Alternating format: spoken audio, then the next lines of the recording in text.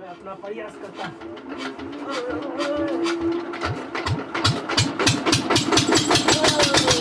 नमस्कार दोस्तों, गांव में मुझे मन नहीं लग रहा था तो मैं ढूंढ रहा था कुछ मन लगने वाला। तो फिर मुझे ये एक मशीन दिखा। फिर मैं इसको कैसे स्टार्ट किया जाता है वो सीखा। फिर मुझे मन हुआ कि इसमें कुछ काम किया जाए।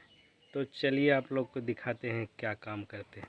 गाइस, मैं इस मशीन को स्टार्ट करूंगा और वहां पे कुट्टी को कटाई करूंगा। मैं अपना प्रयास करता।